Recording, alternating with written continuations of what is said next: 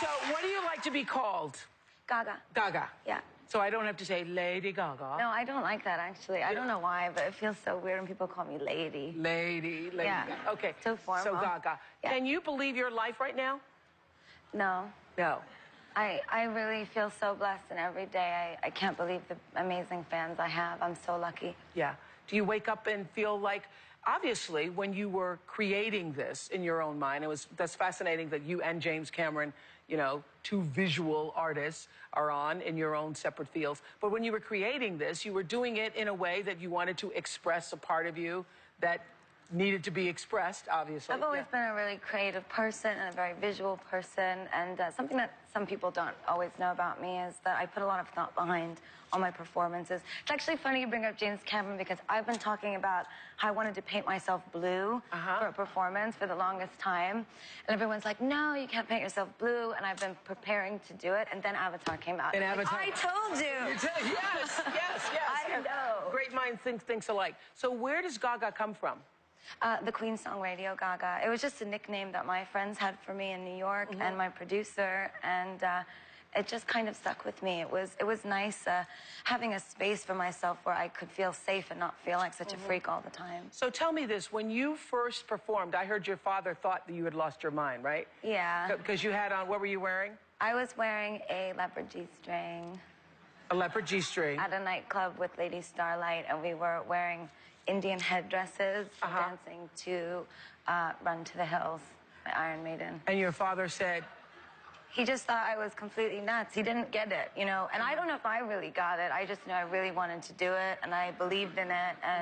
And I think it was the nature of doing these sort of shock art, pop cultural commentary pieces that, like the VMA performance, for me, that was a commentary about Princess Diana and about being a martyr to fame and how she touched my life and my mother's life when I was so young. So in my own way, I don't even think people made that connection for that performance. And then paparazzi, when you do paparazzi, that's some of the same thing. Yes. Yeah. So I just said to James Cameron, I'd like to be in his mind for 10 minutes. I'd like to be in yours for about 3. Okay, let's see if she handles 3 minutes. I love it. I'd like to be in your mind for about 50 minutes. Oh, thank you. I'm sure we all would. So let's look at some of your headline-making, outrageous outfits that you designed. Tell us about this one.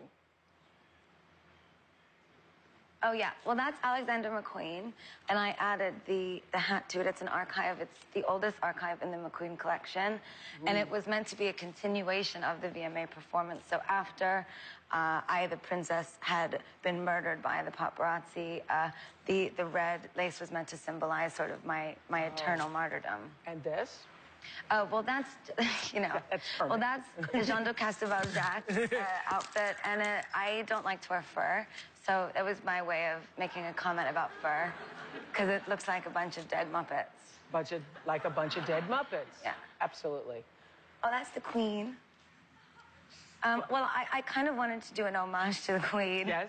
So that was my Queen Elizabeth I outfit, but it's made out of latex, so it's still Gaga. Still Gaga. So do you spend a lot of time thinking about it, or does it just come?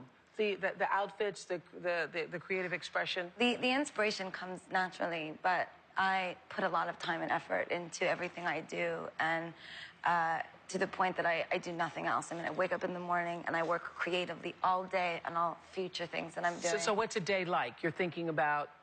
I wake up in the morning and I get on my computer and I have files, lists of references, and I have reference boards with all of my materials on them.